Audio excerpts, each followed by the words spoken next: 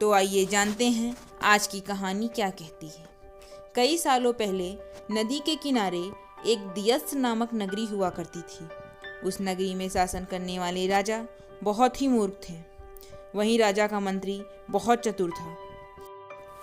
एक दिन शाम के समय राजा और मंत्री दोनों नदी के किनारे टहलते हुए शाम का आनंद ले रहे थे। तभी राजा ने मंत्री से एक सवाल पूछा, क्या तुम बता सकते हो कि यह नदी किस दिशा में और कहाँ तक बहकर जाती है? मंत्री ने राजा से जवाब देते हुए कहा कि यह नदी पूर्व की दिशा में बहती है और यह पूर्व देश तक जाती है। इस पर राजा ने कहा कि मैं नहीं चाहता कि हमारे देश का पानी पूरब के देशवासी इस्तेमाल करें।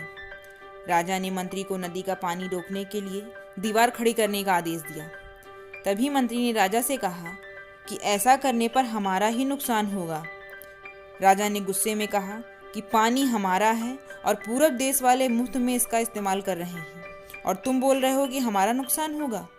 तुम जल्दी से जल्दी नदी में दीवार बनवाने का काम शुरू करवाओ। मंत्री राजा की आज्ञा का पालन करते हुए कारीगरों को बुलाता है और नदी के पास दीवार बनवाने का काम शुरू कर देता है। काम तेजी से चलने लगा और कुछ दिनों में दीवार बनकर तैयार हो गई।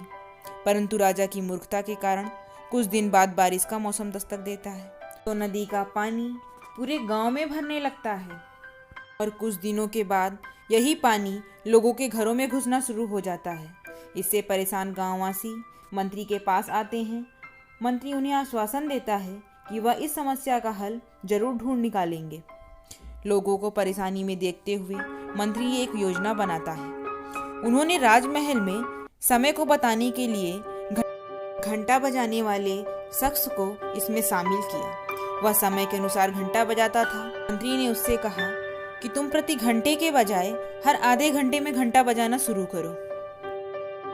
उस आदमी ने बिल्कुल वैसा ही किया जैसा मंत्री ने उसे करने के लिए कहा था। इससे जब सुबह के 3 बज रहे थे तो उसने 6 बार घंटा बजाया। 6 घंटे सुनकर राजा और सभी नगरवासियों को लगा कि 6 बज गए हैं और सुबह हो गई है। राजा जब उठता है तो चारों तरफ अंधेरा देखकर मंत्री से पूछता है कि अभी सूर्योदय क्यों नहीं हुआ। तब मंत्री ने कहा, महाराज, प्रातः काल हो चुकी है पर हमने पूर्व दिशा वालों के यहाँ पानी को जाने से रोक दिया है, तो शायद इसीलिए उन्होंने हमारे यहाँ सूर्य की रोशनी आने से रोक दिया है।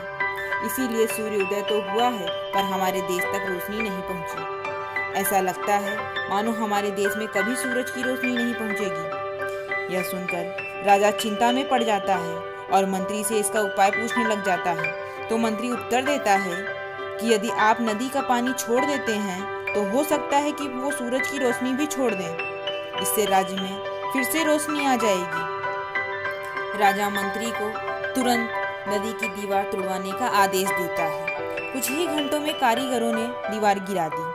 तब सूर्य के निकलने का भी समय हो गया था।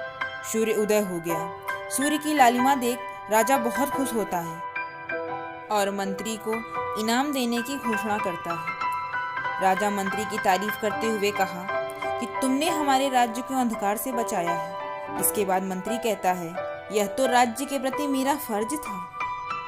अतः इस कहानी से हमें यही सीखना चाहिए कि कभी भी दूसरों का बुरा ना करें और ना ही दूसरों की तरक्की देखकर ईर्ष्या का भाव रखें। Thank you for watching my channel.